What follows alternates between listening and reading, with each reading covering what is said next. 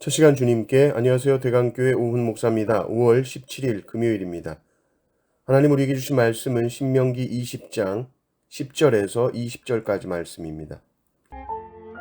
네가 어떤 성읍으로 나아가서 치려 할 때에는 그 성읍에 먼저 화평을 선언하라.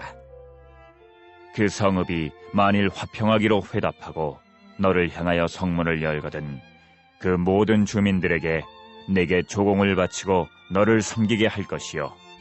만일 너와 화평하기를 거부하고 너를 대적하여 싸우려 하거든 너는 그 성읍을 애워쌀 것이며 내 하나님 여호와께서 그 성읍을 내 손에 넘기시거든 너는 칼날로 그 안의 남자를 다 쳐 죽이고 너는 오직 여자들과 유아들과 가축들과 성읍 가운데에 있는 모든 것을 너를 위하여 탈취물로 삼을 것이며 너는 내 하나님 여호와께서 내게 주신 적군에게서 빼앗은 것을 먹을지니라. 내가 내게서 멀리 떠난 성읍들 곧 이 민족들에게 속하지 아니한 성읍들에게는 이같이 행하려니와 오직 내 하나님 여호와께서 내게 기업으로 주시는 이 민족들의 성읍에서는 호흡 있는 자를 하나도 살리지 말지니 곧 헷 족속과 아모리 족속과 가나안 족속과 브리스 족속과 히위 족속과 여부스 족속을 네가 진멸하되 내 하나님 여호와께서 내게 명령하신 대로 하라. 이는 그들이 그 신들에게 행하는 모든 가증한 일을 너희에게 가르쳐 본받게 하여 너희가 너희의 하나님 여호와께 범죄하게 할까 함이니라.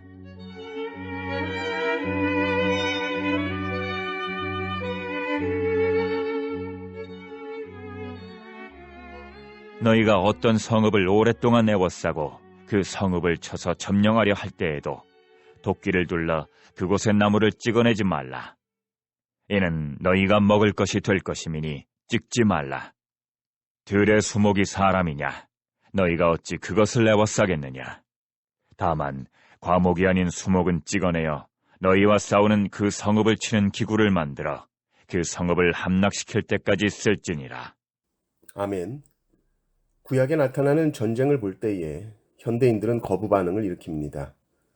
사랑의 하나님이 어떻게 이렇게 끔찍한 전쟁을 명하시는가?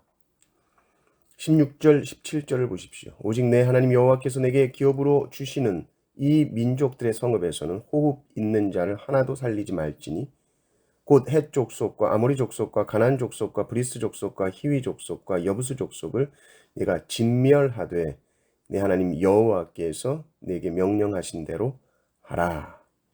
여기 나오는 진멸이라는 것은 다 멸하는 겁니다. 다 태워버리는 것이고 다 죽이는 것입니다. 이것이 소위 헤렘법이라고 하고 헤렘 전쟁이라고 합니다. 완전히 진멸하는 것이죠. 현대인들의 눈에는 이 명령이 학살 전쟁으로 보입니다. 그리고 역사적으로 십자군 전쟁이 이 본문을 근거로 일어났죠. 근데 더 큰 문제는 이 헤렘이라는 것이 구약의 한 귀퉁이에 나온 것이 아니고 구약 전체에서 나타납니다. 그러니 이 진멸이 무엇을 의미하는지 우리가 분명히 알아야 되겠고, 결론을 말하자면 이것은 성경이 말하는 구원과 심판과 연결되어 있습니다. 10절, 11절을 보면 내가 어떤 성읍으로 나아가서 치려 할 때에는 그 성읍에 먼저 화평을 선언하라. 그 성읍이 만일 화평하기로 화답하고 너를 향하여 성문을 열거든 그 모든 주민들에게 내게 조공을 바치고 너를 섬기게 할 것이요. 이렇게 나옵니다. 이들이 만약에 하나님 나라 백성들에게 항복하고 하나님 백성 아래로 들어오게 되면 화평하게 되는 것이지만 화평하기를 거부하면 진멸당하게 됩니다. 그럼 하나님은 왜 이들을 진멸하시는가? 그냥 다른 민족이니까? 우리가 그들의 땅을 빼앗아야 살 수 있으니까? 그런 것이 아니죠. 하나님께서 가나안 족속을 진멸하시는 것은 다른 이유가 아닙니다. 그들의 죄악 때문입니다. 노아 홍수도 마찬가지고 소돔과 고모라도 마찬가지입니다. 하나님께서 진멸하실 때는 죄 때문에 진멸하십니다.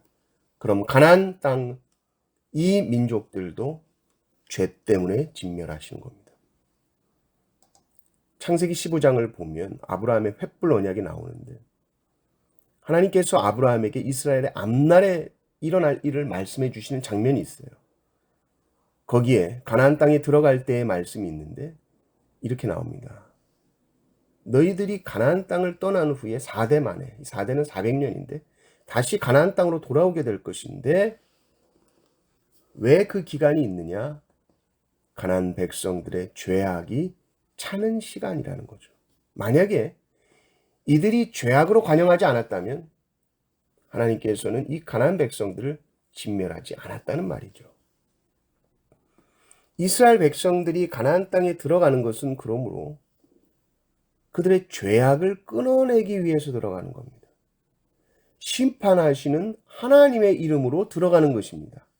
그냥 그 땅을 차지해서 먹고 살기 위해서 원주민 몰아내는 그런 의미가 아니라 가나안 족속들로 인해서 죄악에 물들고 죄악으로 가득 찬 그 땅을 회복시키기 위해서 이스라엘 백성들이 들어가는 겁니다. 그러니 이스라엘 백성들은 절대로 그 땅 주민들의 삶의 양식을 본받으면 안 되는 것이죠.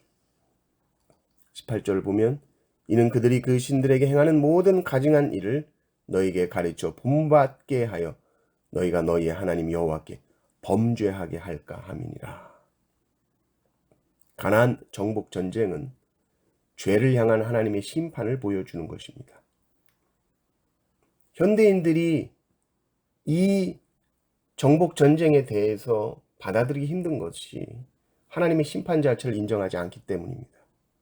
지옥을 믿지 않기 때문입니다. 만약에 우리가 지옥을 믿는다면, 죄를 향한 하나님의 심판을 믿는다면 가나안 정복 전쟁도 이해할 수 있을 겁니다. 물론 이 헤렘 전쟁을 잘못 적용해서 기독교가 십자군 전쟁으로부터 시작해서 또 소위 성전이라고 말하면서 자신들의 욕심과 민족주의적인 아집으로 시행되는 전쟁을 정당화하고 옹호한 것은 잘못되었고 반성해야 할 것입니다.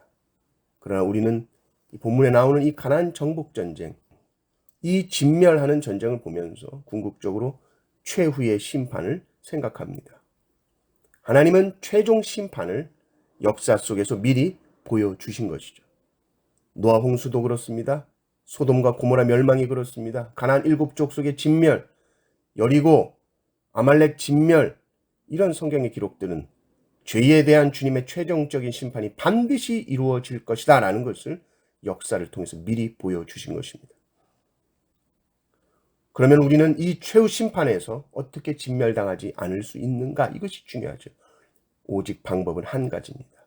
하나님이 세상을 이처럼 사랑하사 독생자를 주셨으니 이는 그를 믿는 자마다 멸망하지 않고 영생을 얻게 하려 하심이라. 하나님께서 보내신 독생자 예수 그리스도를 믿음으로 하나님과 화평하게 되므로 영원한 생명을 누리게 됩니다. 이 은혜가 넘치시기를 주님의 이름으로 축원합니다. 아멘.